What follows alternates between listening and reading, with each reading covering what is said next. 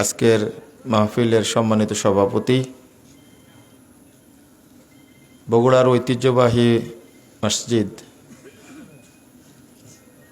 সূত্রাপুর আহলে হাদিস জামি মসজিদের সম্মানিত সভাপতি জনাব শফিকুর রহমান মুন্সি, উপস্থিত ওলামায়ে কেরাম, অতিথিবৃন্দ, সুধী মণ্ডলী, সামনে উপবিষ্ট শ্রদ্ধেয় মুসলিম ভ্রাতৃমণ্ডলী, আমার প্রাণপ্রিয় ছাত্র ও যুবক ভাইরা, পর্দার আলের মা ও বোনেরা, সকলকে আন্তরিক অভিনন্দন ও মুবারকবাদ জানাচ্ছি। আল্লাহর কাছে দোয়া করছি দোকানে বা রাস্তায় আছেন তাদেরকে প্যান্ডেলে এসে বসে আলোচনা শোনার জন্য বিনীত আহ্বান জানাচ্ছি। এই মাজলিসটা আল্লাহর কাছে কে বলেন যারা অংশগ্রহণ করেছে, আমি আল্লাহ তাদের সবাইকে ক্ষমা করে দিলাম। আমিন। এটা আল্লাহ বলেন সরাসরি। 2 নম্বর, আল্লাহ এরপরে বলেন তারা যত পাপ করেছে, পূর্বে যত পাপ আছে তাদের, আমি তাদের সমস্ত পাপকে নেকি দ্বারা পরিবর্তন করে দিয়েছি। আলহামদুলিল্লাহ, সুবহানাল্লাহ। আল্লাহ বলছেন। এরপরে আল্লাহ বলেন ফাআতাইতুহুম মা সালু, তারা মাজলিসে এসে আমার কাছে যা চেয়েছে আমি তাদেরকে তাই দিয়ে দিয়েছি। কেউ কিছু বলেছেন? বলেননি। তো আজকে একটা জিনিস শিখে যান যে মাজলিসে এসে আল্লাহর কাছে যা চাওয়া হয় আল্লাহ সেটাই দান করেন। সুবহানাল্লাহ। এটা আল্লাহর ভাষা। ফেরেশতাদের সহিহ বুখারী মুসলিমের হাদিস, তারা আমার কাছে যা চেয়েছে আমি তাদেরকে তাই দান করেছি। সুবহানাল্লাহ। আওয়াজ দেন। আপনারা বলবেন যে আল্লাহ তুমি আমাকে জান্নাতের, আমিন। এটা লাগবে। আপনি বলবেন, মনে মনে বলবেন, আল্লাহ আজকে মাজলিসে এসেছি, তুমি আমার এই ওসিলাই, মাজলিসের ওসিলাই তুমি আমাকে জান্নাতের জন্য কবুল করে নাও। আমিন। আমিন। আমিন। বলবেন আল্লাহ তুমি আমাকে কবরে আযাব দিও না। আল্লাহুম্মা আমিন। রাসূল সাল্লাল্লাহু আলাইহি ওয়াসাল্লাম এমনভাবে বলতেন মাজলিসের বিষয়টা, সুবহানাল্লাহ। আমরা এটা জানি না। আব্বা আম্মা মারা গেছে, আল্লাহ তুমি তাদেরকে ক্ষমা করে দাও, তাদেরকে জান্নাতে থাকার ব্যবস্থা করে দাও। আল্লাহুম্মা আমিন। এই কথাগুলো কি বলা যায় না? মনে মনে বলা যায় না? জয় জয়। বলবেন, মাজলিসে এসে এগুলো মন থেকে বলতে চাইবেন। আপনি কি মনে করেন না যে আমাকে কবরে যেতে হবে? এমন কেউ কি আছে যে মরেনি? আপনার দাদার বাপ কি বেঁচে আছে? আছে? দাদাই নাই, তাই না? দাদার নানা বেঁচে আছে? ওটা আগেই গেছে, তাই না? তা আপনাকেও যে যেতে হবে এটা কি মনে হয় না? তো অন্তত একটা কথা বলবেন, আল্লাহ তুমি আমাকে কবরে শাস্তি দিও না। আমিন। আমিন। আজকেও তো আল্লাহ কবুল করতে পারে, তাই না? আমিন। আল্লাহুম্মা আমিন। আর একটা দোয়া বলবেন, সেটা হলো আল্লাহ চোখ দুইটা বন্দর সাথে সাথেই যেন তোমাকে দেখতে পাই। আল্লাহুম্মা আমিন। এটা হলো লিকা। আল্লাহুম্মা আমিন। এটা হলো লিকা। হ্যাঁ, মুমিন বান্দা মারা যাওয়ার সাথে সাথে আল্লাহর সাথে সাক্ষাৎ করেন। মুমিন বান্দাকে আল্লাহ কিভাবে সহযোগিতা করেন এটা আমি বলবো, কিন্তু আপনাকে যেটা বলতে চাচ্ছি সেটা হলো আপনি আসলেন মাজলিসে, তো এই ছোট ছোট কথা মনে মনে গোপনে কি আল্লাহকে বলা যেত না? জি জি। তা আসতে শিখলেন তো নাকি? ইনশাআল্লাহ বলবেন, মনে মনে বলবেন। 3 নম্বরটা আল্লাহ বলছেন 4 নম্বর, ওয়া আজারতুহুম মিম্মাস্তাজারু, তারা এখানে এসে যে কষ্ট পেয়েছে, সময় দিয়েছে, এতক্ষণ তো ঘুমায় যেতেন তাই না? হ্যাঁ। তা আল্লাহ কি জানে না এটা? আল্লাহ বলছেন ফেরেশতারা শোনো, এখানে তারা এসে যে শ্রম দিয়েছে, সময় দিয়েছে, এর বিনিময়ে আমি তাদেরকে পূর্ণ নেকি দান করেছি। সুবহানাল্লাহ। এর অর্থ হলো যে পরিমাণ নেকি হলে সে জান্নাতে যেতে পারবে, আমি সেই পরিমাণ নেকি দিয়েছি। সুবহানাল্লাহ। যে পরিমাণ নেকি হলে কিয়ামতের মাঠে তার নেকির পাল্লা ভারী হবে, আমি সেই পরিমাণ নেকি দান করেছি। সুবহানাল্লাহ। আল্লাহ বলছেন। আল্লাহু এই 4টা কথা যখন আল্লাহ বলেন ফেরেশতাদের সামনে, তো ফেরেশতারা বলে, ইয়া রব ফিহিম ফুলানুন আব্দুন খাত্তা। আল্লাহ শুনেন, এদের মধ্যে যে একজন বড় পাপী, খুব খারাপ মানুষ যে এসে বসে গেছে, ও প্রোগ্রাম শুনতে আসেনি, ইন্নামা মাররা ফাজালাসা মাহুম। এই লোকটা রাস্তা দিয়ে যাচ্ছিল, লোকগুলো বসা দেখে সেও এসে বসে গেছে, আল্লাহু আকবার। প্রোগ্রাম শুনতে আসেন, আপনি কি তাকেও মাফ করে দিলেন? আল্লাহকে প্রশ্ন করছেন ফেরেশতারা। এ তো খুব খারাপ মানুষ, পাপী, আর একদিকে প্রোগ্রামে আসেনি, অনেক মানুষ এখানে বসে আছে, সে বসে গেছে, আপনি কি তাকেও মাফ করে দিলেন? আল্লাহ জবাব দিচ্ছেন, ওয়ালাহু গাফারতু, আমি ওকেও মাফ করে দিয়েছি। সুবহানাল্লাহ। তাহলে আপনি কি বুঝতে পারছেন? তাহলে কথাগুলো কত সুন্দর সুন্দর কথা আল্লাহ বলছেন, কিন্তু আমরা এটাকে মূল্যায়ন করি না। এবার আল্লাহ আপনাদের সম্পর্কে বলছেন, হুমুল জুলাসা। আরে ফেরেশতারা শোনো, তারা এমন কিছু মানুষ এখানে বসে আছে, লা ইয়াশকা বিহিম জালিসুহুম, এদের মধ্যে যেই বসবে আমি তাকেই মাফ করে দেব। সুবহানাল্লাহ। 2689 নম্বর হাদিস। আপনাকে কিভাবে বললে আপনি বুঝবেন বুখারী মুসলিমের এই হাদিসটা কত সুন্দর? আগামীকাল চাইলেও কি এই বৈঠক পাবেন আপনি? না। না না, আগামী 1 বছর আপনার ভাগ্য হবে কিনা সেটা কি জানেন না? তাহলে এই মাজলিসের মধ্যে সবই আছে, ক্ষমা আছে, পাপগুলোকে আল্লাহ নেকি করে দিবেন এটাও আছে, আমি যা আল্লাহর কাছে চাইবো আল্লাহ তাই দান করবেন। সুবহানাল্লাহ। কিন্তু আমরা মূল্যায়ন করি না। আল্লাহ যেন আমাদের বুঝার তৌফিক দান করেন, আমিন। আমিন। যখন উঠে যাবেন এখান থেকে, সুন্নাত হলো বসা অবস্থাতেই দোয়াটা পড়তে হবে, সুবহানাকা আল্লাহুম্মা ওয়া বিহামদিকা আশহাদু আল্লা ইলাহা ইল্লা আনতা আস্তাগফিরুকা ওয়া আতুবু ইলাইকা। এই দোয়াটা পড়ে যদি আপনি উঠেন, তাহলে এখানে আসার যত ফজিলত শুনলেন, আল্লাহ এইগুলো লিখবেন মসৃণ ফলকে, এবং কিয়ামত পর্যন্ত আল্লাহ এটাকে সংরক্ষণ করবেন তার কাছে। আল্লাহুম্মা আমিন। লাম ইউকসার ইলা ইয়াউমিল কিয়ামা। এই দোয়াটা পড়লে এই নেকি কিয়ামত পর্যন্ত আর নষ্ট হবে না, ওইভাবেই থাকবে, সিলগালা করা হবে। কুতিবা ফি রিক ওয়া তুবিয়া বিত-তওবা। আল্লাহ বলছেন যে মসৃণ ফলকে লেখা হবে এবং সেটাকে সিলগালা করা হবে এবং আল্লাহর কাছে পৌঁছানো হবে, কিয়ামত পর্যন্ত এটা নষ্ট হবে না। এবার বুঝেন তো আল্লাহ আপনার নেকিকে কত যত্ন করেন। আল্লাহু আকবার। বুঝেন না মনে হয়, তাই না? আল্লাহু আকবার। আল্লাহ আপনার নেকিকে কত যত্ন করেন, কত যত্ন করেন।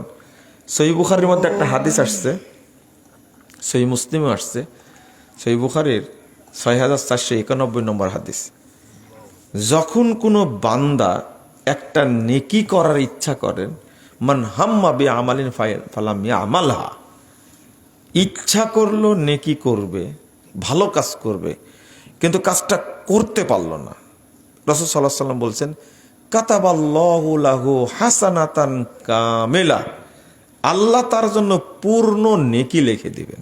সুবহানাল্লাহ। করতে পারেনি, শুধু নিয়াত করেছিল তাই। সুবহানাল্লাহ। এরপরে বলছেন ওমান হাম্মা বে আমালিন ফাইয়া আমালহা, আর যে ব্যক্তি আমল করার ইচ্ছা করলো এবং আমলটা করলো, কাতাবাল্লাহু লাহু আশরা হাসানাত ইলা সাবঈমিয়াতি দিফিন ইলা আদআফিন কাসীরা। আল্লাহ বলছেন, রাসূল সাল্লাল্লাহু আলাইহি ওয়াসাল্লাম বলছেন, আল্লাহ তার জন্য 10 নেকি লেখেন, 10কে 700 পর্যন্ত বৃদ্ধি করেন, 700কে আল্লাহ অসংখ্য গুণে গুণান্বিত করেন। সুবহানাল্লাহ। তো আল্লাহ, সহিহ মুসলিমের হাদিসে আসছে যে আল্লাহ নিজে বলছেন কাতাবতু লাহু আশরা হাসানাত ইলা সাবঈমিয়াতি দিফিন, আমি আল্লাহ নিজে তার জন্য 10 নেকি লিখি, 10কে আমি 700 পর্যন্ত বৃদ্ধি করি। সুবহানাল্লাহ। আল্লাহ নিজে বলছেন। তো নেকিকে আল্লাহ কত যত্ন করেন, বান্দার নেকি খেয়াল করেছেন আপনি? আল্লাহ এত যত্ন করেন, মানে কিয়ামত পর্যন্ত রেখে দিবেন এই দোয়াটা পড়লে। তো আপনারা যেভাবে বসে আছেন তাতে মনে হচ্ছে আলোচনা মনে রাখবেন ইনশাল্লাহ, তাই না? ইনশাআল্লাহ, ইনশাআল্লাহ। মনে থাকবে তো? আপনারা বলেন কতক্ষণ কথা বলবো, আপনাদের ধৈর্যর যেন বাঁধ ভেঙে না যায়, ও ফজরের সালাত যেন কাজা না হয়। মাশাআল্লাহ, সুন্দর একটা কথা বলেছেন। আল্লাহ তুমি রহম করো, আল্লাহ তুমি রহম আমিন, করো। আমিন। আর একটু আগে শুরু করতে পারলে ভালো হতো, তাই না? চাচ্ছিলাম তাই।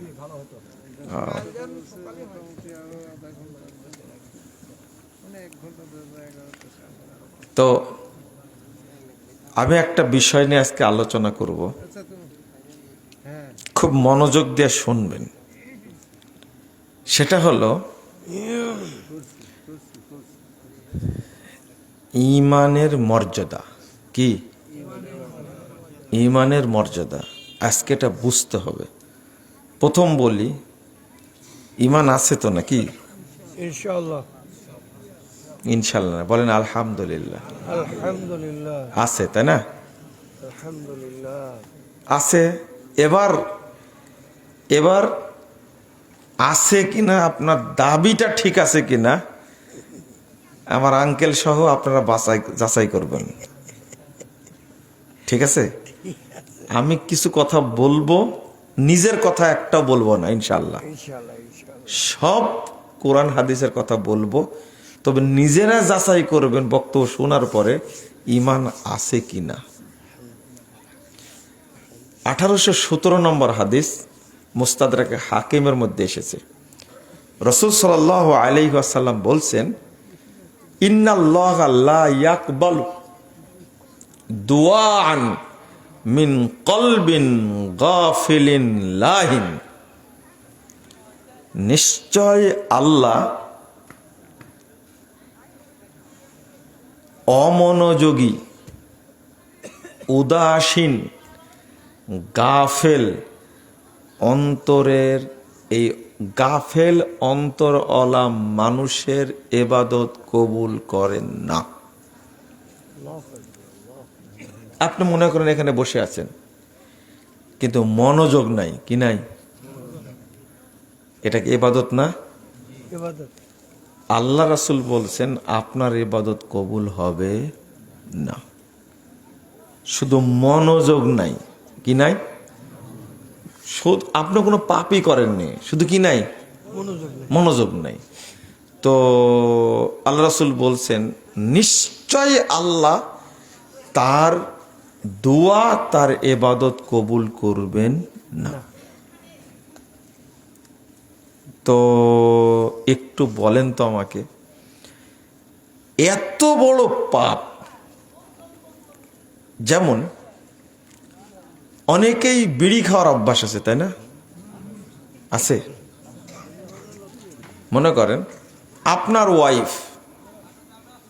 ওয়াইফ বা আপনার মেয়ে এই যে সামনে 14ই ফেব্রুয়ারি আসতেছে, 13ই ফেব্রুয়ারি হলো পহেলা ফাল্গুন, বসন্ত বরণ। তো এইগুলো বলাটা ঠিক না, কিন্তু উদাহরণ দিচ্ছি। সেটা হলো, যদি আপনার মেয়ের শরীরের কোনো অংশ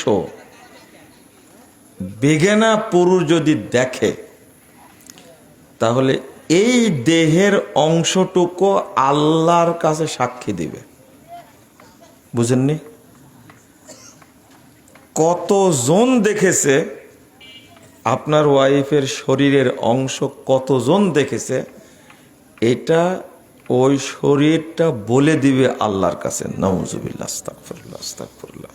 আল্লাহ, এই পাপটা ছোট না বড়? বড় পাপ। এবার বলেন তো, আপনার ওয়াইফ বা আপনার মা, আপনার বোন, আপনার মেয়ে, তার মধ্যে কি ঈমান আছে? ও, তুলনা বুঝতে পারেননি আপনি, তাই না? শুধু মনোযোগ নাই, তাই আল্লাহ কি কবুল করবেন না। মানে ঈমান নাই, ও বুঝেননি, তাই না? মনোযোগ নাই মানে কি নাই? ঈমান নাই।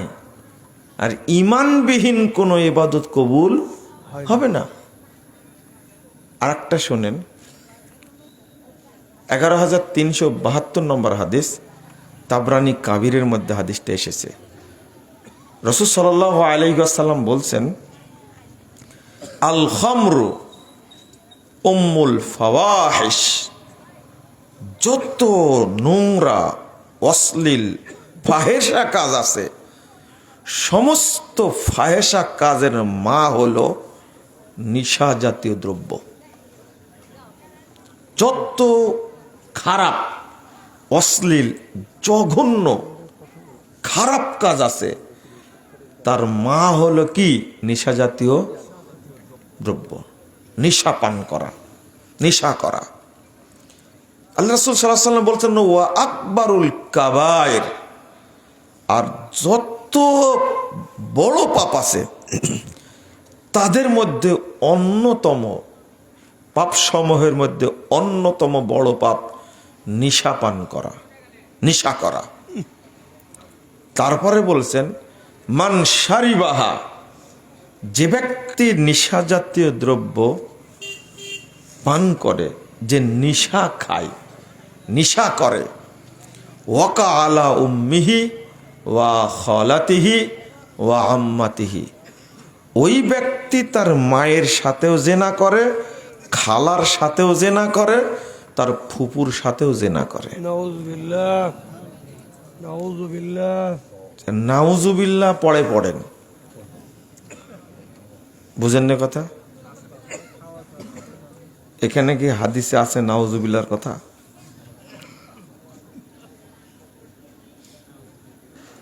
বা এই হাদিসটা শোনার পরে সাহাবীরা কে নাউজুবিল্লাহ পড়েছেন? এটা আমি উদাহরণ দিচ্ছি। সাহাবীরা বুঝেছেন এটা কত বড় পাপ, কিন্তু আমরা শুধু নাউজুবিল্লাহ পড়েই শেষ করে দিই। আমরা কিন্তু বুঝি না হাদিসটা।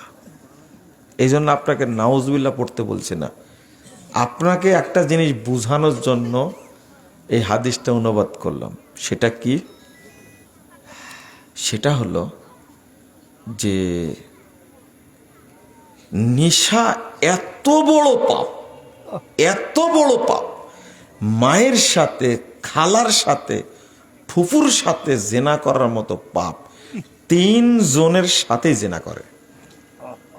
তো আচ্ছা, এত বড় পাপে যে লিপ্ত, তার মধ্যে কি ঈমান আছে? এইটা বুঝাতে চাইলাম আপনাকে। এবার কি বুঝে আসছে? এত খারাপ, এত জঘন্য পাপের সাথে যে লিপ্ত, তার মধ্যে ঈমান থাকে কি করে? ঈমান এত ভদ্র, ঈমান এত সম্মানী, ঈমান এত দামি, ঈমান এত মর্যাদাবান জিনিস, একটু ছোঁয়া লাগলে ও থাকে না, ওকে খুব যত্ন করে রাখতে হয়। যেমন আপনি যদি আপনার সন্তানকে ভালোবাসতে চান, তাকে জায়গা করে দিতে হবে কোন জায়গায়? একবারে অন্তরের মধ্যে, তাই না? আপনার সন্তান বুঝে যেন আব্বা আমাকে খুবই আদর করে, ভালোবাসে, এটাকে যত্ন করতে হয়। যে বাপ সন্তানকে যত ভালোবাসা দিবে, সেই বাপ সন্তানের কাছে তত শ্রদ্ধা পাবে, তাই না? এখন মাকে সন্তান শ্রদ্ধা করে না, এটা কি জানেন? অধিকাংশ মা তার সন্তানকে দুধ খাওয়ায় না, এটা কি জানেন আপনারা? ফিডার খাওয়ায়। কি খাওয়ায়? কারণটা হলো যে দুধ খেলে শরীর শুকায় যাবে, শরীরের লাবণ্য নষ্ট হয়ে যাবে, এই জন্য অধিকার বঞ্চিত করেছে। তবে এই দুধগুলো সব জমা আছে। কি আছে? একটা বাচ্চা কয় মণ দুধ খায় মোটামুটি বলেন তো দেখি? কত? 40 না 60 মণ মনে হয়, এরকমই হবে। 60 মণের কথা শুনেছি, আমার ভুল হতে পারে। এই 2 বছরে, 2.5-3 বছরে মোটামুটি 60 মণ দুধ খাই। শোনেন, আমি একটা হাদিস বলবো তাই বলছি, এখানে এমনি বলিনি কথাটা। তো এই বাচ্চাদেরকে দুধ খাওয়ায়নি মা বাচ্চাকে, তাহলে এই 60 মণ দুধ কোথায় গেল?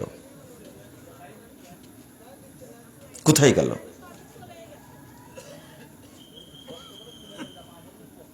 বলেন, কোথায় গেল? আল্লাহু আকবার। রাসূল সাল্লাল্লাহু আলাইহি ওয়াসাল্লামকে 2 জন ফেরেশতা নিয়ে যাচ্ছেন, তো দেখছেন রাসূল বলছেন, হঠাৎ করে আমাকে উপরে উঠানো হলো, আমাকে বলল তুমি উপরে ওঠো। তো বলছে আমি তো পারবো না। তো উসাইদুকা, আমরা তোমাকে সহযোগিতা, তুমি উঠো।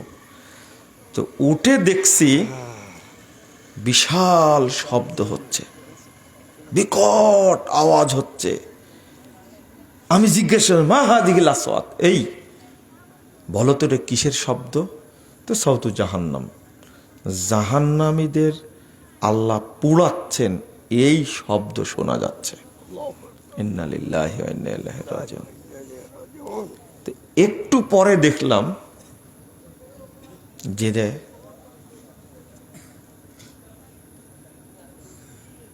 বহু সাপ, ইয়াশহাদুল হাইয়াত, বহু সাপ মহিলাদের স্তন কামড়াচ্ছে। তা আমি জিজ্ঞেস করলাম এরা কারা? তো বলছেন যেটা আপনার উম্মতের মহিলারা, ইয়ামনানা আওলাদাহুন্না আলবানাহুন্না, এরা তাদের সন্তানদেরকে দুধ দিত না, সেই দুধ যে জমা আছে, এই দুধ যে জমা আছে, জাহান্নামের সাপ এই মহিলাদের স্তন কামড়াচ্ছে আর দুধ খাচ্ছে। নাউজুবিল্লাহ, আস্তাগফিরুল্লাহ, আস্তাগফিরুল্লাহ। আচ্ছা বলেন তো, সন্তানকে দুধ খাওয়ায় না মা, এটা সন্তানের হক না? তাহলে এই সন্তান তো মাকে শ্রদ্ধা করবেই না, ওর জন্য আল্লাহ কি পাপের ব্যবস্থা করে রাখছেন, কি পাপের ব্যবস্থা করে রাখছেন, কি শাস্তির ব্যবস্থা করে রাখছেন, চিন্তা করতে পারছেন? উলঙ্গ মহিলা, সেই মহিলার দুধগুলো খাচ্ছে জাহান্নামের সাপ। যদি দুনিয়ার মাপে হয় 60 মণ, তাহলে এটা আখেরাতের মাপে হবে কত মণ? আমি আপনাদের মনে হয় বোঝাতে পারছি না হাদিসটা। বুঝতে পারছি। একদিকে বাংলাদেশে, আঙ্কেল থাকেন তো শহরে, যে মাইক নিয়ে আসছেন, হ্যাঁ, এই মাইক দিয়ে কি বলবো ভাষাটা, এত নর্মাল জিনিস দিয়ে একটি প্রোগ্রাম হয়। সাউন্ড তো নাই করতে দিবে, হাঁড়িতে থাকলে তো চামচে উঠবে নাকি। লা হাওলা ওয়ালা কুওয়াতা ইল্লা বিল্লাহ।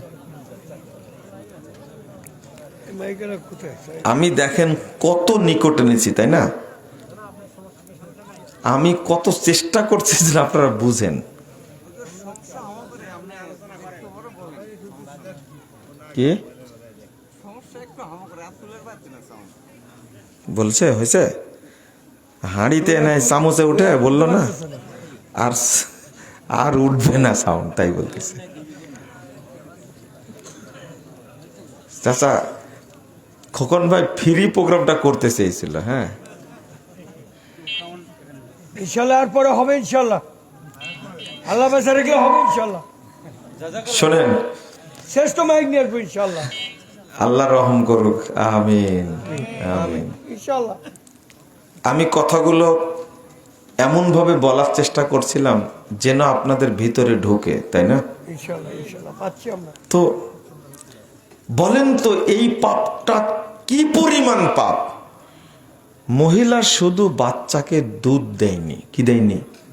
এতটুকু, কিন্তু আদর করেছে, ফিডার খাওয়াইছে, দুধের বিনিময়ে গরুর দুধ খাওয়াইছে, বকরির দুধ খাওয়াইছে, মোষের দুধ খাওয়াইছে, খাওয়াইছে তো, তাই না?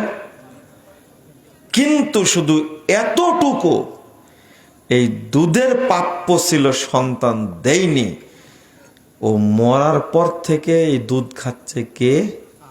সাপ। কোথাকার সাপ? বৌড়ার জাহান্নামের সাপ। আল্লাহ রাসূল বলছেন, আমি দেখতে পাচ্ছি একবারে লুটুপুটু করে খাচ্ছে দুধ জাহান্নামের সাপ। ইন্না লিল্লাহি ওয়া ইন্না ইলাইহি রাজিউন। এবার শোনেন বাবা, তুমি সরো তো একটু। তো অন্য পাপের কথা বললাম না, শুধু দুধই খাওয়ায়নি তার সন্তানের, সন্তান তো তারই, তাই না? এই মহিলা যদি উলঙ্গ হয়ে চলে তাহলে তার শাস্তিটা কেমন হতে পারে, এটা আপনারা বিশ্লেষণ করবেন। এই মহিলার ইবাদত যতই রোজা করুক, যতই নামাজ পড়ুক, বলেন তো যে মহিলা উলঙ্গ হয়ে চলে, বুরকা ছাড়াই, ওড়না ছাড়াই চলে, এই মহিলার মধ্যে কি ঈমান থাকার কোনো সম্ভাবনা আছে? ও আপনারা বুঝেননি, থামেন। রাসূল সাল্লাল্লাহু আলাইহি ওয়াসাল্লাম বলছেন, 2027 নম্বর হাদিস, তিরমিজির মধ্যে এসেছে। আল্লাহ রাসূল বলছেন, আল হায়াউ ওয়াল ইয়ু শুবাতুম মিনাল ঈমান। লজ্জা এবং অল্প কথা বলা মুমিনের লক্ষণ, ঈমানের লক্ষণ। লজ্জা আছে, ঈমান আছে। লজ্জা নাই, ঈমান নাই। অল্প কথা যে বলে তার মধ্যে ঈমান থাকে, আর যে বেশি কথা বলে, আল্লাহ রাসূল বলছেন, ওয়াল বাযা ওয়াল বায়ানু শুবাতুম মিনান নিফাক।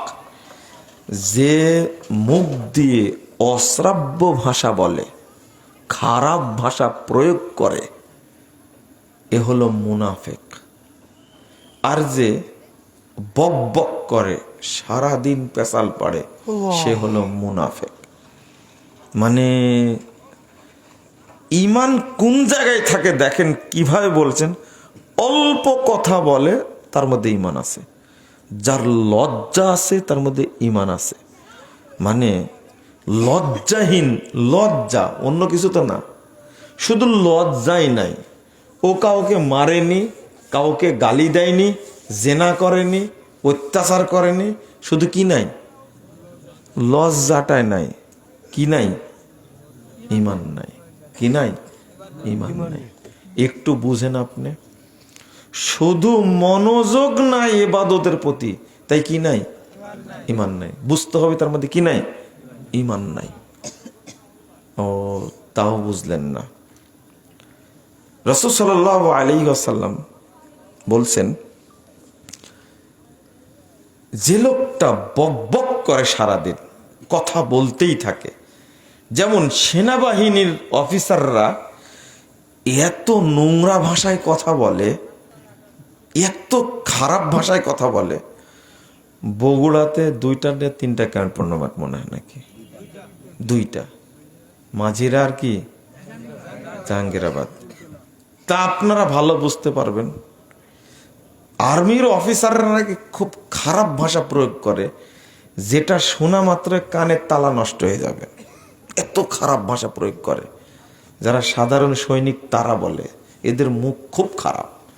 ব্যাংকের ম্যানেজার, তাদের মুখ নাকি আরো খারাপ। বুঝেননি কথা? আপনার ওয়াইফ,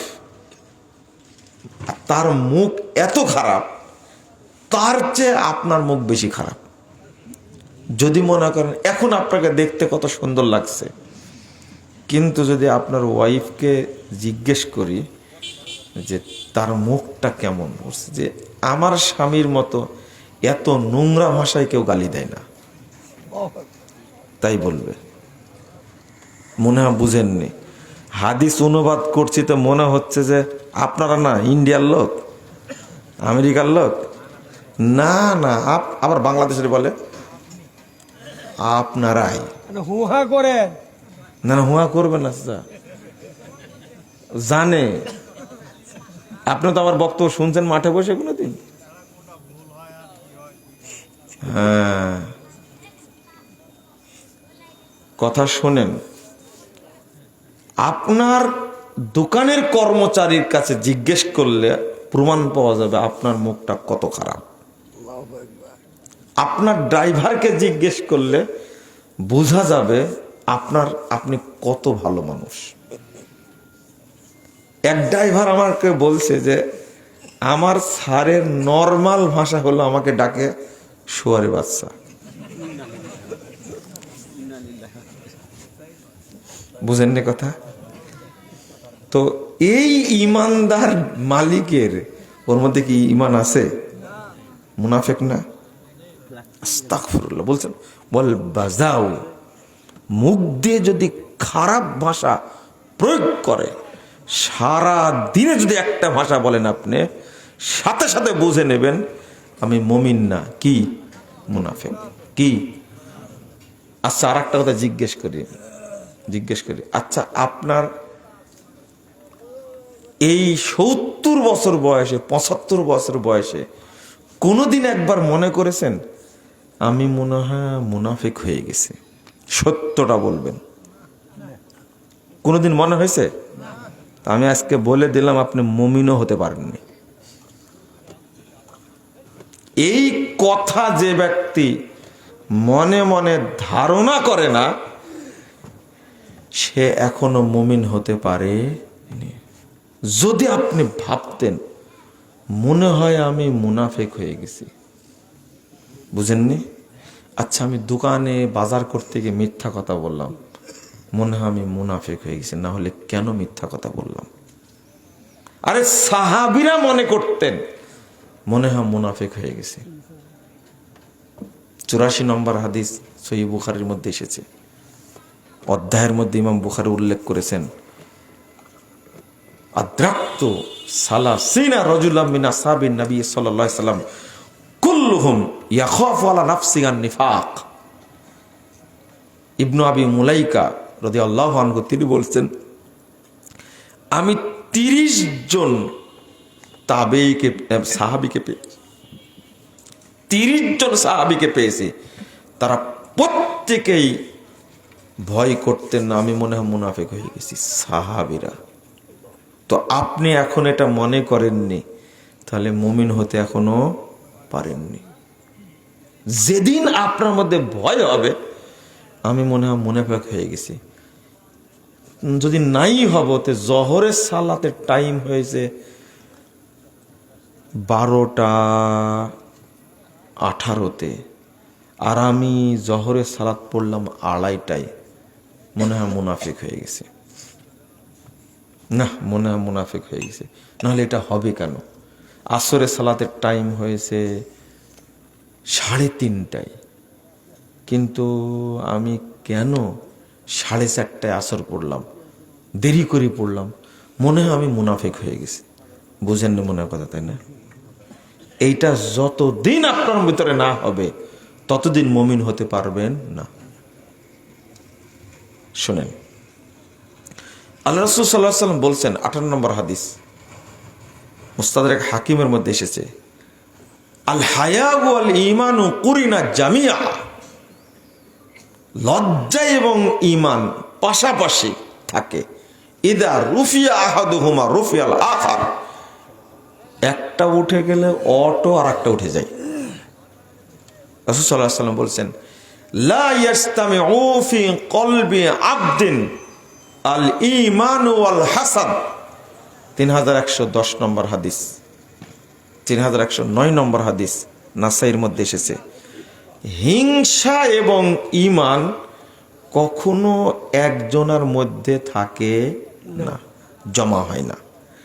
যার অন্তরে হিংসা আছে তার অন্তরে কি নাই? ঈমান নাই।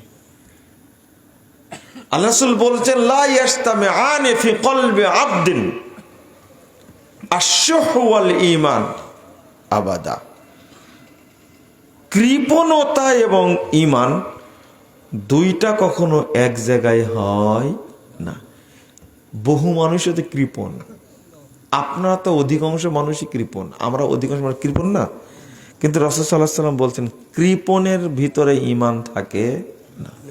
আমি বুঝাতে চাচ্ছি, ঈমান এত মূল্যবান জিনিস। কৃপণ ঈমান নাই, হিংসুক ঈমান নাই, লজ্জা নাই, কি নাই? বেহুদা মানুষ, ঈমান নাই।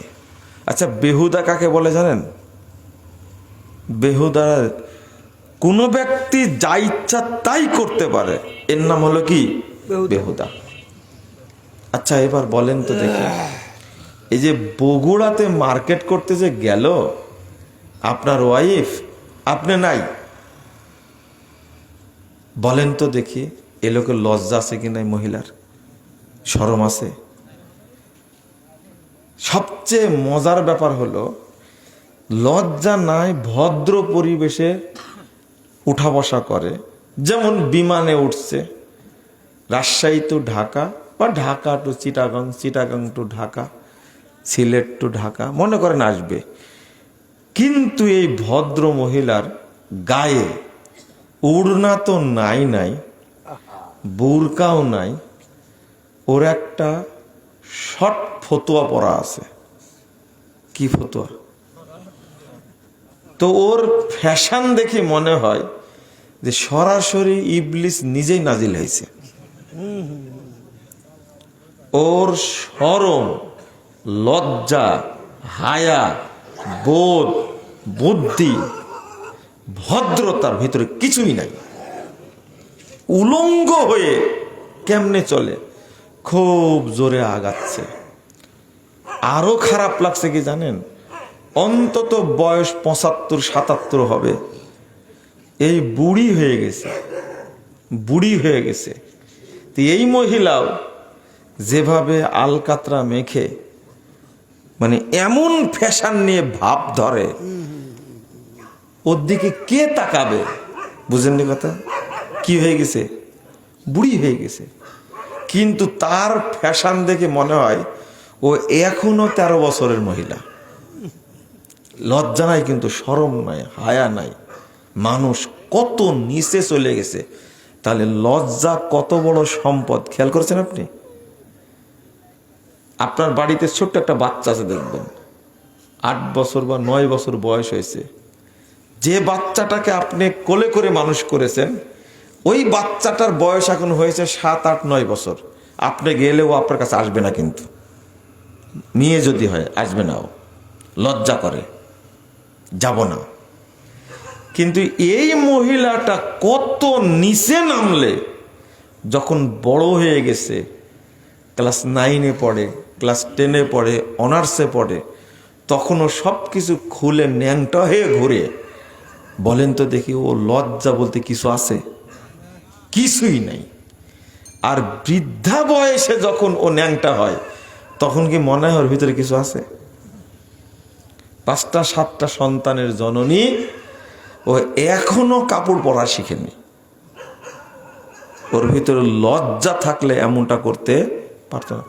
এয়ারপোর্টে শত শত মানুষ, ওর মধ্যে ডেনা কাটা ফতুয়া পরে কেমনে ঘুরে, আপনি কি বুঝতে পারছেন কথাটা? আপনারা অভদ্রদের কথা বলছেন, আর আমি এদেরকে বলছি এরা হল অরিজিনাল ভদ্র শয়তানেরা। জি, এয়ারপোর্টে কারা যায়? ফকির বাচ্চা যায় সেখানে? হ্যাঁ, মাথায় ওড়না নাই, চুলগুলো খোলা আছে। আচ্ছা, এইগুলো বিশ্লেষণ করলে আপনারা বলবেন যে আপনিও এগুলো দেখেন, তাই না? আমি বোর্ডিং পাস নিব, আপনি নিয়ে দিয়ে আসবেন আমাকে? এই মারাতটা যে সামনে দাঁড়ায় আছে, আমি কি চোখের ঠুসি দিয়ে রাখি? একবার তাকালেই তো বোঝা যায়, সামনে তো নিজে ঘুরে বেড়াচ্ছে। আল্লাহু আকবার। আস্তাগফিরুল্লাহ, নাস্তাগফিরুল্লাহ, নাউযুবিল্লাহ। এগুলো সব অভিশপ্ত। শুনেন, একটা হাদিস শিখাই দিই।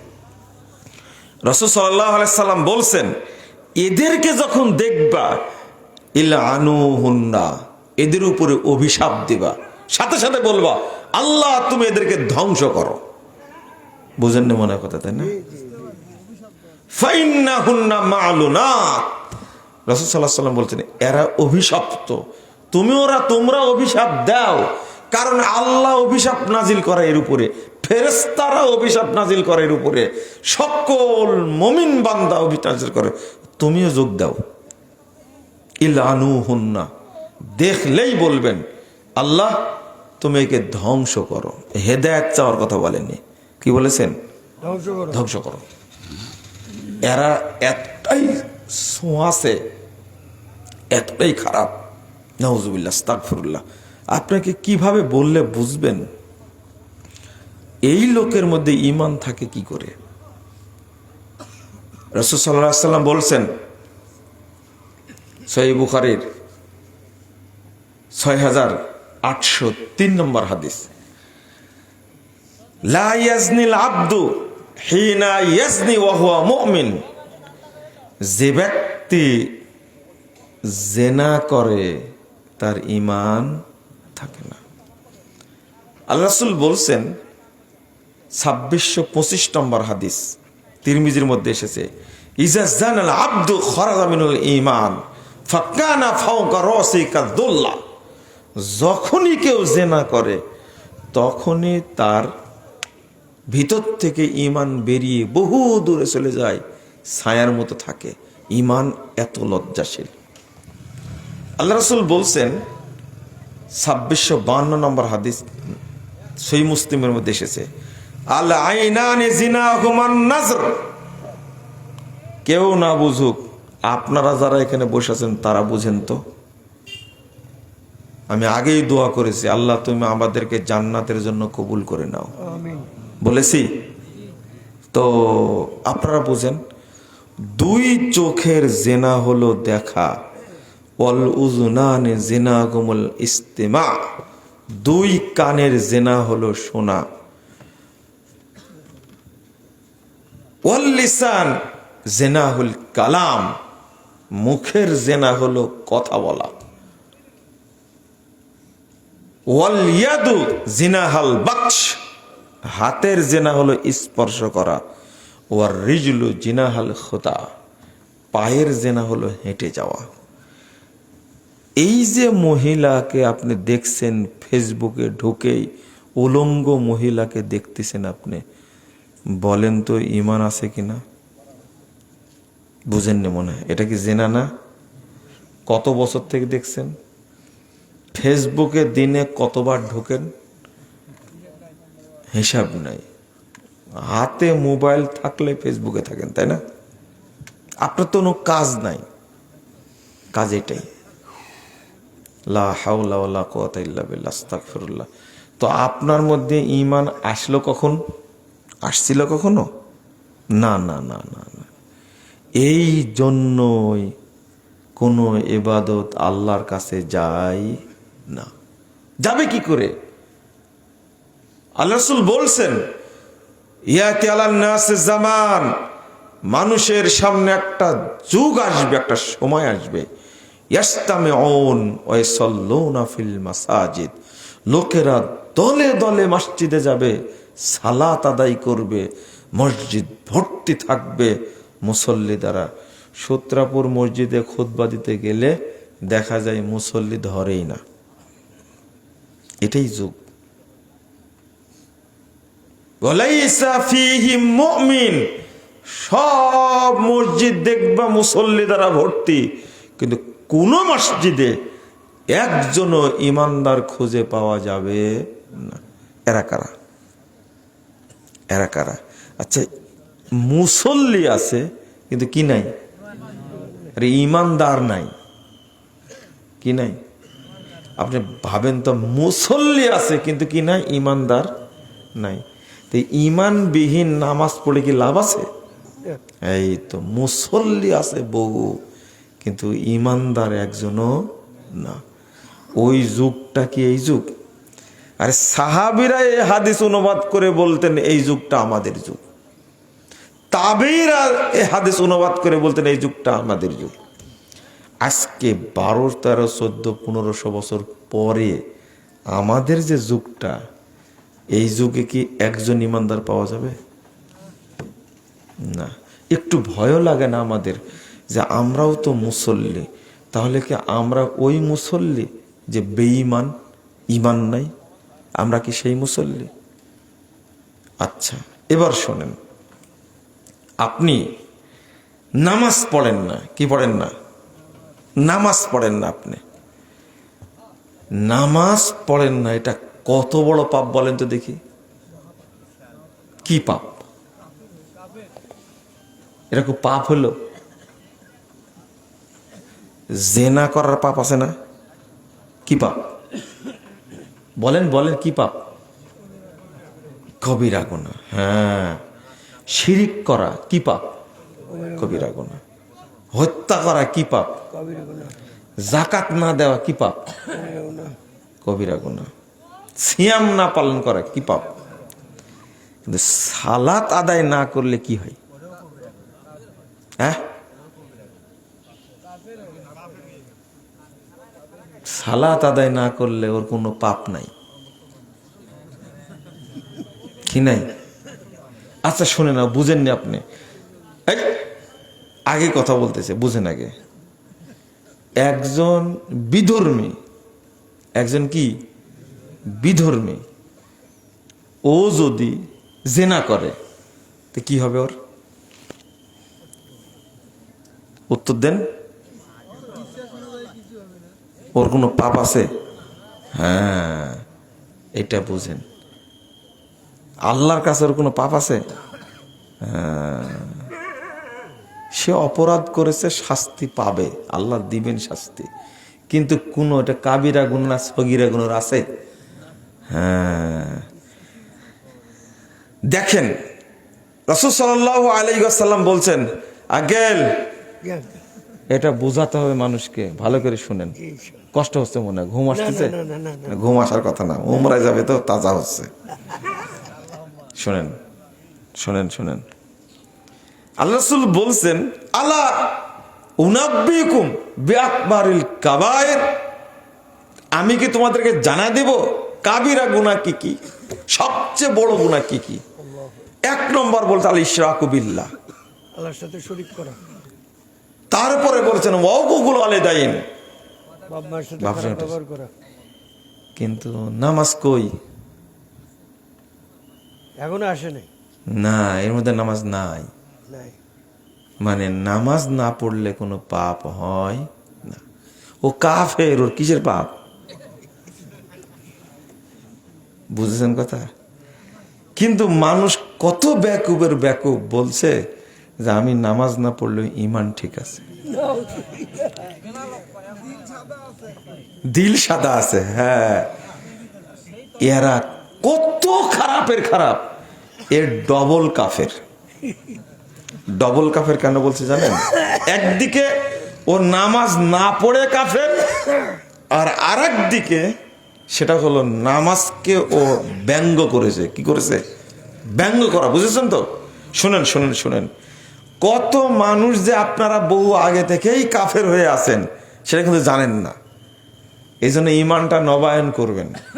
যেমন আপনার বাচ্চাটা দাঁড়িয়ে রাখছে, 17-18 বছর বয়স, আপনি বলছেন কি দাঁড়িয়ে রাখছে এই বয়সে?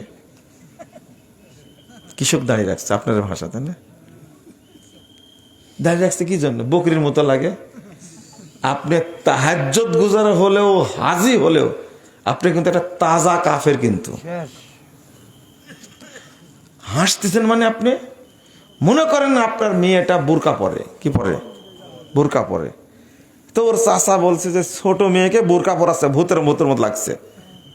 আপনার চাচা হাজি একজন, তাজা কাফের। কিন্তু ওকে কাফের বানানোর জন্য সার্টিফিকেট লাগবে না, ও কাফের হয়ে গেছে। কারণ এই পর্দাকে কি করেছে? ব্যঙ্গ করেছে। কথা খেয়াল করেছেন কি? কটাক্ষ করেছে পর্দাকে। শুনেন, ওই যে তাশাহুদে এইভাবে হাত নড়াচ্ছে, তা আপনার এলাকার মুরব্বী এতই বদের হাড্ডি, ও সহি হাদিস মানবে না, তাই বলছে এই সালাতের মধ্যে বকরির মতো লেজ নড়াল কেন? এই মসজিদের এই সভাপতি কিন্তু কাফের। ও যদি কাবা ঘরের সভাপতি হয় তবুও কাফের। এই সুন্নাহকে কি করেছে? ব্যঙ্গ করেছে। এটা হাদিস। বুঝতে পারলেন কথা? জীবনে হায়াতে কোনোদিন বাচ্চাটা প্যান্ট পরে টাকনোর উপরে, বুঝছেন? তো এখন তার নানা বলছে যে তোর প্যান্ট কি ছুটি হয়েছে? আপনার নানা কিন্তু ট্রিপল হাজি, ও কাফের। ভালো করে শুনেন, আঙ্কেল আমাকে আগেই বলেছে যে এত জোরালো অ্যান্টিবায়োটিক দিলে হবে না, একটু কমাতে হবে। বক্তব্যের আগে বলেছে। আচ্ছা, এর চেয়ে ভালো করে বলার মতো ভাষা আমার নাই। হ্যাঁ, ও বুঝবে না, তাই না? আপনি ভালো করে শুনেন, একটা ছেলে দেখতে সুন্দর, মেডিকেলে পড়ে, তো ছেলেটা কোনোদিন টাকনোর নিচে প্যান্ট পরে না, রেজাল্টও ভালো, দেখতেও সুন্দর। এত সুন্দর দাঁড়িয়ে, হালকা দাঁড়িয়ে উঠছে। তো তার মামার বাড়িতে গেছে, মামা বলছে এই এত সুন্দর ছেলের মুখে এই আবর্জনা কেন? বুঝেননি কথা?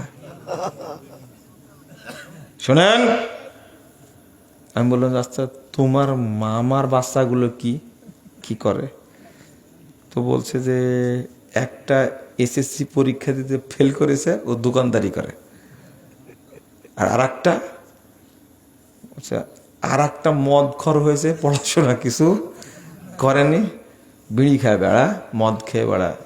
ওই একটা, মানে কি বলবো ওটা, আপনার ভাষাটা কি বলেন জানি না, টুকাই টুকাই টুকাই। আমি বললাম যার মেয়েটা, মেয়ে নাই, দুইটাই ছেলে, কিন্তু দুইটাই বান্দর।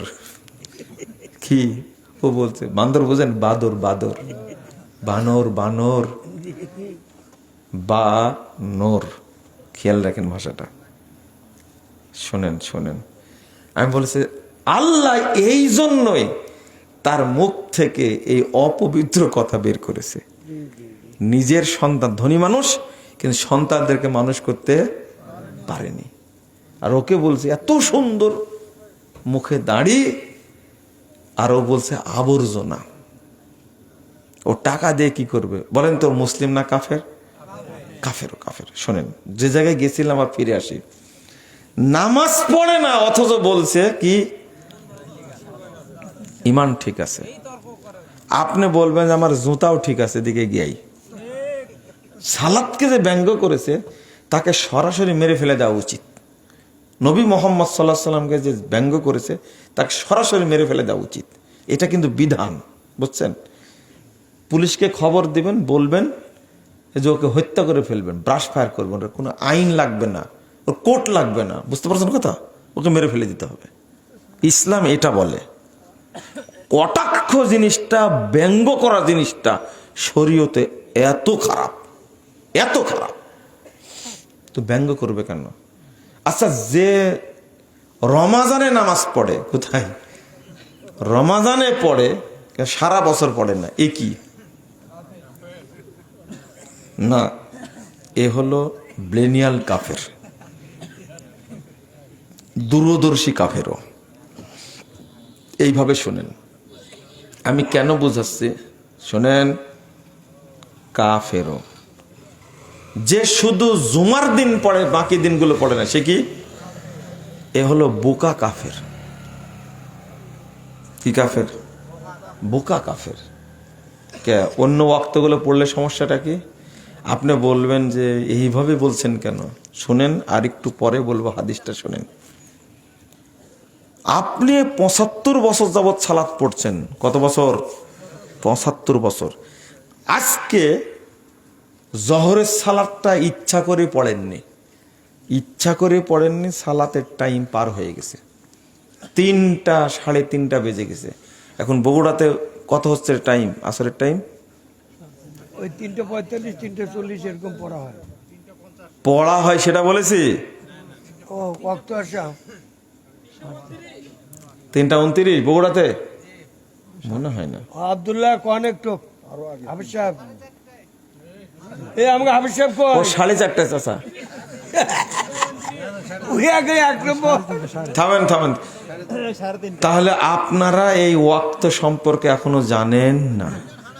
আচ্ছা, আপনি কি জানেন প্রত্যেক সালাতের শেষ এবং শুরু ওয়াক্ত প্রত্যেক মুমিনকে জানতে হবে? এবার আমার আঙ্কেল বিপদে পড়ে গেছে। হ্যাঁ, বিপদে পড়ছি। বলেন তো আঙ্কেল, আপনার সূত্রাপুর মসজিদে জহরের নাজান কয়টায় হয়? জহরের আজান ধরেন আপনার ধরব কেন? আজান হয়, আজান আমরা টাইমলি দিচ্ছি, হ্যাঁ। নামাজটা না দেরি পড়ছি। ও টাইম ঠিক মতো দেন। মাশাআল্লাহ মাশাআল্লাহ, আঙ্কেলের জন্য দোয়া করতে হবে। আপনি কয়েক মাশাআল্লাহ আপনি মাশাআল্লাহ। বলে দেওয়ার পরের থেকে ও টাইমলি আজান দেওয়া হচ্ছে, একটু দেরি পড়ছেন, একটু না দেরি পড়েন, তাও আলহামদুলিল্লাহ। মানুষ আসুক 12:40, মাশাআল্লাহ, বেশি না। এই 12:18 দিকে মনে হয় ওয়াক্ত হচ্ছে, তাই না? তো বেশি না তো, 20 মিনিট 22 মিনিট বেশি হয়েছে, তাই না? আলহামদুলিল্লাহ। আল্লাহ আপনাকে আরো হায়াত দান করুক। আল্লাহুম্মা আমিন। কি যে খুশির ব্যাপার, বগুড়া শহরের মধ্যে এইরকম একটা মসজিদে ঠিক টাইমে জহর সালাতের আজান হওয়া। আল্লাহ, তুমি চাচাকে জান্নাতের সদস্য বানানো, আল্লাহ আমিন। যারা মুসল্লি আছে সাথে সাথে তাদেরকে কবুল করো, আমরা যারা আছি আল্লাহ আমাদেরকে কবুল করো, আমিন আমিন আমিন। খুব খুশি হলাম চাচা, একবার অন্তর থেকে দোয়া করে দিলাম, আল্লাহ যেন অনেকদিন বাঁচার আগে নেক হায়াত দান করেন, আমিন আমিন। শোনেন, একটা সুন্নাত মানাকে সাহাবীরা এত গুরুত্ব দিতেন, আপনি বুঝেন যে মসজিদে ঢুকে 2 রাকাত তাহিয়াতুল মসজিদ পড়লে কোনো নেকি হয় না। এটা কি জানেন আপনারা? কোনো নেকি নেই। আপনি যে 2 রাকাত তাহিয়াতুল মসজিদ পড়েন, এর কিন্তু নেকি নাই। তো রাসূল সাল্লাল্লাহু আলাইহি ওয়াসাল্লাম জিজ্ঞেস করলেন, বেলাল ঘটনা কি? আমি যখনই জান্নাতে ঢুকি তখনই দেখি তুমি সামনে দিয়ে হেঁটে যাও। তখন বলছেন, আল্লাহ রাসূল তেমন তো কিছু করি না, তা আজান দিলে 2 রাকাত আমি তাহিয়াতুল মসজিদ পড়ি। তো বেহিমা, এই 2 রাকাত সালাতে তোমাকে আমার সামনে দিয়ে জান্নাতে হাঁটার সুযোগ করে দিয়েছে। বেলাল মরেইনি, মানে এই 2 রাকাত সালাতের কোনো নেকি নাই, সরাসরি জান্নাত। আল্লাহু আকবার, আল্লাহু আকবার। অথচ সুন্নাহ, অথচ কি নফল, অথচ নফল। তে আল্লাহ এই নফলটাকে কত গুরুত্ব দিয়েছেন, আর একটা ফরজ সালাতের টাইমটাকে চাচা এইভাবে সংরক্ষণ করেছে, তাহলে কেমন দোয়া করা উচিত বলেন তো দেখি। ফরজ সালাত আল্লাহ রাসূল বলছেন, শোনেন, আল্লাহ বলছেন যে ব্যক্তি আউয়াল ওয়াক্তে সালাত পড়বে আল্লাহ তাকে জান্নাতুল ফেরদাউসে জায়গা করে দিবেন। 2, যে ব্যক্তি আউয়াল ওয়াক্তে সালাত পড়বে, যে দলটি প্রথম জান্নাতে যাবে এই সমস্ত ব্যক্তিরা তাদের সাথে জান্নাতে যাবে, বিনা হিসাবে জান্নাতে যাবে। তাহলে এত বড় একটা সুন্নাতকে সংরক্ষণ করেছেন, তো তার জন্য তো অন্তর থেকে এমনি দোয়া করা উচিত, তাই না? আল্লাহ তুমি কবুল করো, আমিন। আঙ্কেল সবাই কিন্তু দেখছে, আপনার জন্য দোয়া করছি। আমি বলবো সারা দেশের মসজিদের সভাপতি সেক্রেটারিকে বলবো, টাইম হয়ে যাবে, আজান দিয়ে দেবেন ইনশাআল্লাহ। জহর, আসর, মাগরিব, ফজর, এশার সালাতটা আধা ঘন্টা দেরি করবেন। কতটুকু? আধা ঘন্টা দেরি করে আজান দিবেন, তারপরে জামাত করবেন। দেরি করে পড়া ভালো।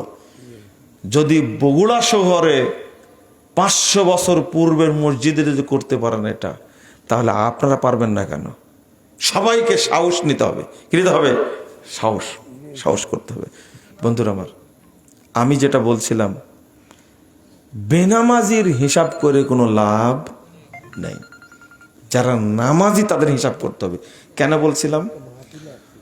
মনে করেন 12টা 18টে জহর হয়েছে, 3টা 30-এ আসর হয়েছে, তো 75 বছর যাবৎ ঠিক টাইমে নামাজ ঠিক মতো পড়ে আসছে, কিন্তু আজকে ইচ্ছা করে বিয়ানের সাথে গল্প করছিল, পড়তে পারেনি, বেজে গেছে 3:30। কয়টা?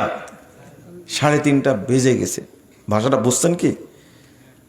ইচ্ছা করে জহরটা পড়ে, টুকটাক কি করছিল, আড্ডা মারছিল, চাচ্ছিল, গল্প করছিল, জহরটা পার হয়ে গেছে, এখন আসরের টাইম চলে আসছে। বলেন তো এই লোকটা এখন কি করবে? আসর পড়বে। বলেন, আপনারা বলেন, ফতোয়া দেন। কাজা হয়ে গেছে, আগে জহর পড়বে। ও, আপনারা এখন এই পর্যন্তই আছেন? এতক্ষণ বলছেন না কেন? বসে আছেন কেন? ওকে আবার রেজিস্ট্রেশন করা লাগবে। হ্যাঁ, রেজিস্ট্রেশন করা লাগবে আবার। মানে ও এখন কাফের। কি হয়ে গেছে? কাফের। এখন সে যদি আসর পড়তে চায় তাহলে ইসলাম গ্রহণ করবে। ও রেজিস্ট্রেশন করা বুঝেননি, তাই না? রেজিস্ট্রেশন করতে হবে, তারপরে তাকে আসরের টাইম থাকলে আসর পড়বে। এর নাম হলো সালাত। এর নাম হলো সালাত। ওই জহর আর পড়ার সুযোগ নাই। আপনি তো মুসাফির না, মুকিম। আপনি কেন পড়েন না? রাসূল সাল্লাল্লাহু আলাইহি ওয়াসাল্লাম বলছেন, লা তাতরুকান্না সালাতান মাকতুবাতান মুতাআম্মিদান। শোনো, এক সালাত ইচ্ছা করে ছেড়ে দিও না। ছেড়ে দেওয়া মানে টাইম যেন পার না হয়। ফাইন্নাহু মান তারাকা সালাতান মাকতুবাতান মুতাআম্মিদান ফাকাদ খারাজা আনিল মিল্লাহ। যে ব্যক্তি ইচ্ছা করে এক ওয়াক্ত সালাত ছেড়ে দিল, ওই ব্যক্তি ইসলাম থেকে খারিজ হয়ে গেল। যাবেন কোথায় জি? হ্যাঁ, আপনি এই ফতোয়া চাচ্ছেন? বেনামাজি নিয়ে আপনি ব্যস্ত কেন? নিজের কথাই ভাবেন। 75 বছর যাবৎ পড়ছে ইচ্ছা করে, সে জহরটা পড়তে পারেনি, ইচ্ছা করে আসরটা পড়তে পারেনি, মাগরিব হয়ে গেছে। এই লোক আর মুমিন না, মুসলিম না, সে কি? কাফের। শেখ আল্লামা মোহাম্মদ বিন সালেহ আল উসাইমিনের বইটা পড়ে দেখবেন, এত সুন্দর করে উল্লেখ করেছে। শোনেন, তাহলে তাহলে তাহলে যে সারা সপ্তাহ কোনো নামাজ পড়ে না, জুমা পড়ে, এ কি কোনো মুমিন হতে পারে? কি সে? কাফের। এই লোকটা যদি মারা যায়, যদি আপনার বাপও হয়, আপনার দ্বন্দ্ব করেন কি নিয়ে? জানাজা নেই, তাই না? কি নিয়ে? আচ্ছা, জানাজার আগে কিছু করা লাগে না? ওকে গোসলই করানো যাবে না। যদি আপনি পানি ঢালেন ওর উপরে, তো পানির জবাব আল্লাহর কাছে আপনাকে দিতে হবে। এক, ওকে গোসলই করানো যাবে না। ওকে যদি জমজমের সব পানি দিয়ে গোসল করানো হয়, ওকে পবিত্র হবে? ও তো কাফের। আপনি গোসল করালেন কেন? এক, গোসল করাবেন না। বাপ হলেও মা হলেও এই বেনামাজিকে গোসল দেওয়া যাবে না। এক, 2 নম্বর, তাকে কাফন পরানো যাবে না। বগুড়ায় গেলেন, কাফনের কাপড় কিনে আনলেন, কে বলেছে আপনাকে? আপনার বিচার আগে হবে। আপনি কাফন পরালেন কেন তাকে? 2, 3 নম্বর হলো, ওকে গোরস্থানে দাফন করার জন্য কবরই খোঁড়া যাবে না। ওর জন্য কবর খোঁড়ার কোনো দলিল নাই।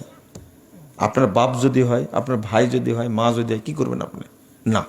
শোনেন, আমার কথা যারা শুনছেন, সালাত পড়তেই হবে। মারামারি করে, দ্বন্দ্ব করে, ফ্যাসাদ করে কোনো লাভ নাই। ওকে দাফন করতে হবে, তাহলে কোথায়? ওই দূরে নিয়ে যেতে হবে, যেখানে কেউ যায় না। ওখানে যেভাবে কুকুর পুঁতেন মারা গেলে, ঠিক ওইভাবে পুঁততে হবে ওকে। আমি কুকুরের উদাহরণ দিলাম, যে কুকুরের চেয়েও তো খারাপ, বানরের চেয়েও খারাপ। ওকে দূরে দাফন করতে হবে। কেন? ওর কবরটা চিহ্ন রাখা যাবে না। যদি কেউ পড়ে কবর দেখে, আসসালামু আলাইকুম আলা আহলি দিয়ারে মিনাল মুমিনিন ওয়াল মুসলিমিন, ওকে মুসলিম ছিল, মুমিন ছিল। এই জন্য চাচা গোরস্থানে ওর দাফন করা যাবে না।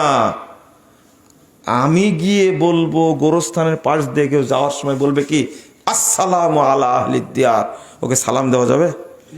এই জন্য কবরের চিহ্ন রাখা যাবে না। যদি রাখেন চিহ্ন, বেনামাজির কবরের চিহ্ন যদি আপনি রাখেন, ভালো করে শোনেন, যদি বেনামাজির কবরের চিহ্ন যদি রাখেন, আর কেউ যদি দোয়া করে আসসালামু আলাইকুম আহলাদ দিয়ারে মিনাল মুমিনিন, আপনার পাপ হবে, আপনার খবর আছে, আপনার খবর আছে। কেন চিহ্ন রাখলেন তাকে? মনে হয় বুঝাতে পারছে না, তাই না? আর যদি কাফন পরায় আপনি যদি তাকে মসজিদের সামনে নিয়ে আসেন জানাজা করার জন্য, আল্লাহ আপনাকে আগে সাইজ করবেন, তুমি নিয়ে আসলে কেন? ও তো কাফের, ও জানাজা চলে, ওর জন্য দোয়া চলে। আরে আল্লাহর নবী মুহাম্মদ সাল্লাল্লাহু আলাইহি সাল্লাম তার বাপের জন্য দোয়া করতে পারেননি, তার মায়ের জন্য দোয়া করতে পারেননি। কি জন্য? মুশরিক। আচ্ছা চাচা, একটা জিনিস বুঝাবেন মুসল্লিদেরকে, সেটা হলো রাসূল সাল্লাল্লাহু আলাইহি সাল্লাম তার মায়ের জন্য দোয়া করতে পারলেন না। বলেন তো, তার মা আর আপনার মা বেনামাজি, দুজনের মধ্যে পার্থক্য কোনটা? ভুল হয়ে গেল। বেশি খারাপ কে? নবীর মা। এলেম নাই। আমার মাও তো তাই হচ্ছে। না না না না না, এলেম নাই। আপনাদের এলেম না, তাই বলেছি, আপনাদের এলেম নাই। শোনেন, একজন বিধর্মী মারা গেছে, একজন বিধর্মী মারা গেছে, আর একজন বেনামাজি মারা গেছে। দুজনের মধ্যে কে বেশি খারাপ? আপনি গতিতে বললেন কেন বলেন তো? আর পারবে না বলতে। ওই মুসলিম হওয়ার পরে আবার অমুসলিম হচ্ছে, কাফের হচ্ছে, মুরতাদ হয়েছে। হ্যাঁ, আঙ্কেলের জবাবটা চমৎকার হয়েছে। ওই বেধর্মী কিন্তু মুরতাদ না, কিন্তু আপনার বেনামাজি বাপটা কি? মুরতাদ। ওই বিধর্মীর চেয়ে আপনার বাপ বেশি খারাপ। বুঝেছেন এবার? ও কিন্তু মুরতাদ না, বিধর্মী মুরতাদ না, তাকে হত্যা করা আমার জন্য জায়েজ না। কিন্তু এই মুরতাদকে হত্যা করা ফরজ। ইসলামী সরকার তাকে হত্যা করবে কেন? বেনামাজে। এবার মনে বুঝে আসছে, তাই না? মনে মনে রাখছেন আমার উপরে? না, আমি জানি বুঝতে সময় 10 বছর লাগবে, বলতে থাকি, দেখাতে কখন বুঝবেন। অতএব সালাতকে পড়তেই হবে, পড়তেই হবে, পড়তেই হবে। এখানে বিকল্প কোনো পথ নাই, চলবে না। কেউ এখানে যারা আছেন তারা আমার কাছে বলেন, মরার আগ পর্যন্ত আর সালাত ছাড়বো না, বলেন ইনশাআল্লাহ। হাত তুলেন। আল্লাহ তুমি আমাদের তৌফিক দান করো, বলেন আমিন। আল্লাহ তুমি আমাদের তৌফিক দান করো। আমিনটা মহব্বতের সাথে বলেন তো। এটা মহব্বত হলো? চাচা, আল্লাহুম্মা আমিন না, আমিন। আমিন আমিন বলেন। হলো না? আমিন। শোনেন, আমিন বলারও কিন্তু মানহাজ আছে। কি আছে? মানাজ আছে। মানহাজ আছে। সুবহানাল্লাহ বলারও কি আছে? মানহাজ আছে।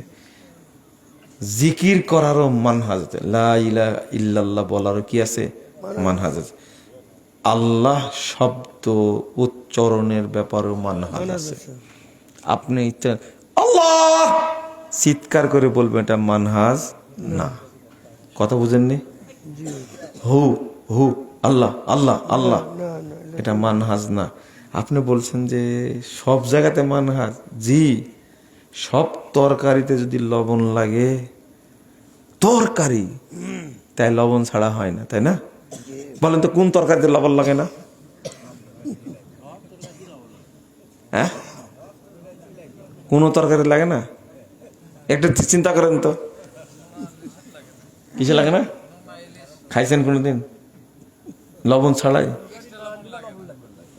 দেখেন, বাঙালি বুদ্ধি বাঙালি। চাচা শুনেন, ওনাকে জিজ্ঞেস করেন নুনা ইলিশ ছিল কিনা। ভাই না। এইটা কিন্তু এই নুনা ইলিশ যারা বলে এটা ইস্তেহাত করে, কিন্তু নুনা ইলিশে লবণ না দিলে খাওয়া যায় না। আমি খেয়েছি, আমি জানি, এই জন্যই বলতেছি। গত পরশুদিন কে যেন বললো যে দুধে লবণ লাগে না। আমি বললাম যে দুধ কি তরকারি? কিন্তু দুধকে যদি ভাত দিয়ে খান তাহলে কি লাগে? এই তো এবার তরকারি হয়ে গেছে ও, কিন্তু বুঝেননি? শোনেন, মিষ্টি দিয়ে খান, গুড় দিয়ে, চিনি দিয়ে খান। আচ্ছা, এই কথা বলার উদ্দেশ্য না, যেটা আগে বললেন সব তরকারিতে কি লাগে। তাই এবাদতের যত বিষয় আছে সব বিষয়ে কি লাগবে? মানহাজ লাগবে। এই জন্য আমিন যেভাবে বললেন এটা মানহাজ না।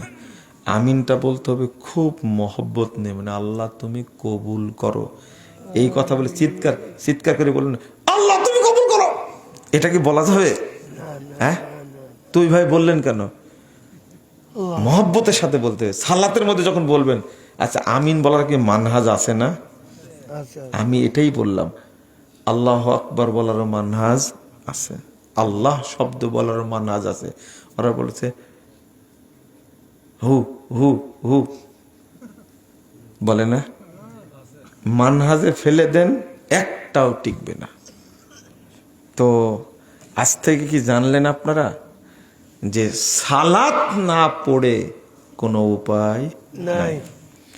রাসূল সাল্লাল্লাহু আলাইহি সাল্লাম বলছেন, হাদিসের অনুবাদটা শেষ করে, বক্তব্য শেষ, অনুবাদ শেষ করে, ওয়ালা ইয়াসরিকু হিনা ইয়াসরিকু ওয়া হুয়া মুমিন ওয়ালা ইয়াশরিবু আবদুন হিনা ইয়াশরিবু ওয়া হুয়া মুমিন। যে চুরি করে সে ঈমানদার না। যারা দুর্নীতি করে, আত্মসাৎ করে, নাউজুবিল্লাহ, রাষ্ট্রের টাকা চুরি করে, এরা কি মুমিন? আপনিও চুরি করেন, মুমিন? আপনি দোকানদার, চুরি করেন কেন? চিন্তা করেন হাদিসগুলো কেমন। আত্মসাৎ করে সে কি মুমিন না? 45 বছর যাবত চাকরি করছে, 45 বছর যাবত চাকরি করছে, ঘুষ খাচ্ছে। কি খাচ্ছে? ঘুষ খাচ্ছে। বলেন তো ওর মধ্যে কোনো ইমান ঢুকেছিল? না না, এখনো ঢুকেনি তার মধ্যে। কেউ 60-70 বছর যাবত সুদ খাচ্ছে, ওর মধ্যে কি ইমান ঢুকেছিল কোনোদিন? আমি এতটুকু বুঝাতে চাইলাম আপনাদেরকে। আল্লাহ রাসূল সাল্লাল্লাহু আলাইহি ওয়াসাল্লাম বলছেন, আম্মাল মুমিন ইয়ারা যুনুবাহু কান্নাহু কায়দুন তাহতা জাবালিন ইয়াখাফু আইয়াকা আলাই। মুমিন তাকে বলা হয় যে ব্যক্তি পাপকে ভয় করে। আমার মাথার উপরে পাহাড় আছে, যে কোনো সময় পাহাড়টা আমার উপরে পড়ে যাবে, আমাকে আল্লাহ ধ্বংস করে দিবেন, এই ব্যক্তির নাম মুমিন। ওয়াম্মাল ফাজির ইয়ারা যুনুবাহু কাযুবাবিন মাররা আলা আনফিহি। আর মুনাফিক ওই ব্যক্তি যে পাপকে দূর কিছু মনেই করে না, এ কি মুনাফিক। মানে যে অনর্গল পাপ করতেই থাকে সে কি মুনাফিক। 50 জন আলেমের বক্তব্য শুনেছেন, সবাই বলেছে যৌতুক হারাম। মনে করেন 50 জন আলেমের মধ্যে 45 জন মারা গেছে, এখন 5 জন বেঁচে আছে কিন্তু বুড়া হয়ে আছে। 75 বছর বয়স আপনার, আপনি তাদের বক্তব্য শুনছেন, আজও টাকনুর নিচের অংশটুকু কাটেননি আপনি। বলেন তো আপনি মুমিন না মুনাফিক? আরে আব্দুল্লাহ বিন উবাইয়ের চেয়ে বড় মুনাফিক আপনি। কারণ আব্দুল্লাহ বিন উবাই 5, 7, 8 বছরের মুনাফিক ছিল, আপনি কত বছরের মুনাফিক? এই হাদিসটা কতবার শুনছেন, কতবার বলছেন, শুনে না, আপনি এখনো কাজে লাগাননি। মানে না। অনর্গল যে পাপ করতে থাকে সে কি মুনাফিক। একজন লোক সুদ খাচ্ছে তো খাচ্ছে, আজ থেকে 70 বছর আগ থেকে সুদ খাচ্ছে, বলেন তো লোকটা মুমিন না মুনাফিক? মুনাফিক। ছি ছি, আমি কি বুঝালাম? দাঁড়িয়ে এমন ভাবে কাটছে, হায় হায় হায়। বয়স 82 বছর হয়েছে, সেলুনে গিয়ে বলছে চামড়াটা টান দিয়ে ধরে কাটো। আমাকে একটু বলেন, বুঝান আমাকে, আমি বুঝছি না। দাড়ি রাখা হলো ফরজ, দাড়ি রাখা ফরজ বিধান, এত কড়া নির্দেশ, আর ও এখন পর্যন্ত দাড়ি কাটছে এইভাবে এইভাবে। কোনো হুজুর রাখে, এত সুন্দর করে কানাডা থেকে স্কেল নিয়ে আসছে, নিয়ে এসে সাইজ করে কাটে, দেখতে তাল গাছের মোতার মতো লাগে। এই বগুড়াতে চাচা একজনকে দেখছি যে বসে আছে, দাড়িটা খুব সুন্দর করে সাইজ করেছে, একবারে খেজুর গাছের মোতার মতো। তার পাশে একটা ছেলে বসে আছে, খুব সুন্দর দাড়ি, কোনোদিন ছাটেনি। আমি এই ছেলেকে দিয়েছি, ভাই ছেলে দাড়ি রাখতে জানো, এটা খুব তাকায় দেখো। বুঝছেন? দেখছো কত সুন্দর করে দাড়িটা সেঁটে একবারে মুতার মতো করে রাখছে। তুমি কি কোনোদিন শিখনি এর থেকে? অল্প বয়স, ছেলেটাও ব্যাকুপ, এও ব্যাকুপ। পরে ছেলেটা আস্তে আস্তে বুঝতে পেরেছে যে এত জোরে ধমক দিলে কেন। সত্যি মসজিদে বসে দেশি ধমক, তুমি দাঁড়ি রাখা শিখনি, দেখো তো কত সুন্দরভাবে কাটছে। এই লোক বাড়িতে গিয়ে ফোন দিয়ে বলছে, আমি আমার জীবনে এত অপমানিত হয়নি, আপনি এই অপমান করলেন আমাকে। আপনাকে তো কিছু বলিনি, আমি বলেছি তুমি দেখো না দাঁড়ি কত সুন্দর করে রাখছে, আপনার প্রশংসা করলাম। তো প্রশংসা করেছে, কিন্তু আমার ইজ্জত মারি দিছেন আজকে। ও আপনি যে আল্লাহর রাসূলের বিধানের ইজ্জত মারছেন, মরে যাওয়ার সময় সব রেখে যেতে হবে, সব সুন্নাত থেকে যাবে, কিন্তু দাড়িটা সাথে যাবে। শোনেন, আচ্ছা দাড়ি কাটা লোক মারা গেছে, কিয়ামতের মাঠে কি দাড়ি নিয়ে উঠবে কি? না। হ্যাঁ, আপনার কি মনে হয়? কেন এত বছর কবরে থাকবে, দাড়ি উঠবে না? আচ্ছা এই মুখ পুরা লোকটা আল্লাহর রাসূলের সামনে কেমনে দাঁড়াবে বলেন তো দেখি? বুঝেন না মনে হয়, তাই না? বুঝেছেন আপনারা? আল্লাহ রাসূলের সামনে দাঁড়াবে কেমনে? শোনেন শোনেন শোনেন, আস্তাগফিরুল্লাহ আস্তাগফিরুল্লাহ। 4229 নম্বর হাদিস, 4230 নম্বর হাদিস ইবনু মাজার মধ্যে এসেছে, রাসূল সাল্লাল্লাহু আলাইহি ওয়াসাল্লাম বলছেন, ইউহশারুন নাস আলা নিয়াতিহিম, কিয়ামতের মাঠে সবাইকে উঠানো হবে তার নিয়াত অনুযায়ী। যে যে নিয়াতে মারা গেছে ওই ব্যক্তি ওই নিয়াতেই উঠাবে আল্লাহ। আপনি যদি আপনার স্ত্রীকে ধোঁকা দিয়ে থাকেন, বুঝেননি, ওই ধোঁকা নিয়েই কিন্তু উঠবেন, স্ত্রীর কাছে প্রকাশ হয়ে যাবে, তুমি আমার সাথে বিয়ে করছো, আমার সাথে তুমি প্রতারণা করছো, এই সমস্ত মহিলাদের সাথে পরকিয়া করেছিলে, আজকে প্রমাণ হয়ে গেল। খবর আছে। আল মুমিনু আলা ঈমানিহি ওয়াল মুনাফিকু আলা নিফাকিহি, মুমিন উঠবে ঈমান নিয়ে, মুনাফিক উঠবে নিফাক নিয়ে, আল্লাহর নবী বলছেন। আপনি যাবেন কোথায়? কোনো উপায় নাই। আপনি মারা যাচ্ছেন, গণতন্ত্রকে ভালোবেসে ওই অবস্থাতেই উঠবেন আপনি। এটা মুমিনদের কাতারে ওঠার কোনো সুযোগ থাকবে না।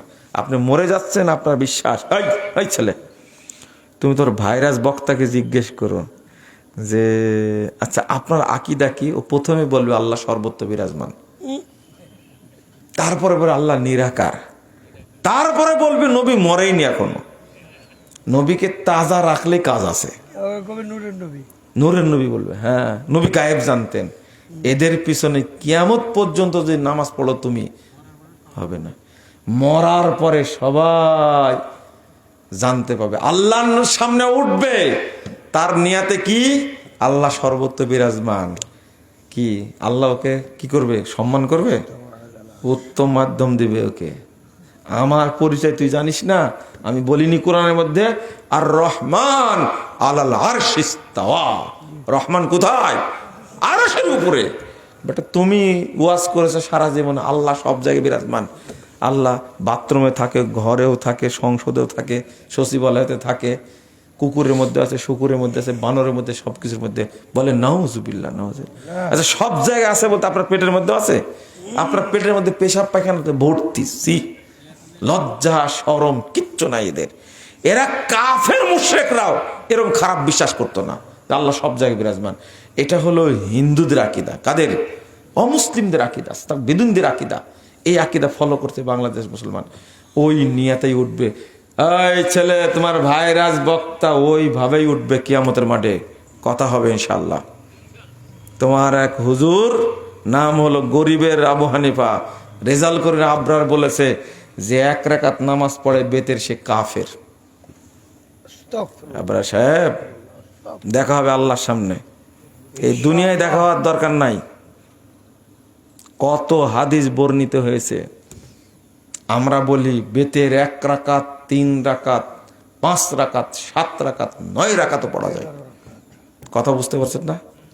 কিন্তু শুধু 3 রাকাতকে জায়েজ করতে যে 1 রাকাতকে অস্বীকার করতে হবে? আল্লাহর কাছে বিচার দিলাম, আল্লাহ তোমার কাছে বলছি তাকে হেদায়েত দান করো। আমিন বলেন। তাও আপনারা ভালো, এক জায়গায় বলেছি যে আমার বন্ধু রেজাল্ট করিম আবরারের জন্য দোয়া করেন, তো বলছে আপনিই করেন। তা আমিন বলেন, না আমরা বলবো না। এতই গালি গালাজ করে মাড়িয়াটে বসে আছে, আমাকে বলছে আপনি আমিন বলেন, আর আমিনও বলবে না, এত গালি গালাজ করে। শোনেন, তাহলে যে জিয়ান নিয়াতে মারা যাবে সেই নিয়াতে কি উঠবে কিয়ামতের দিন। আল্লাহ তুমি আমাদেরকে কবুল করো, আমিন। অতএব সবাই সঠিক আকীদার উপরে থাকবেন ইনশাআল্লাহ, ইনশাআল্লাহ। আগামী 20 এবং 21 ফেব্রুয়ারি দারুল হুদাতে প্রোগ্রাম। এই উঠছেন কেন?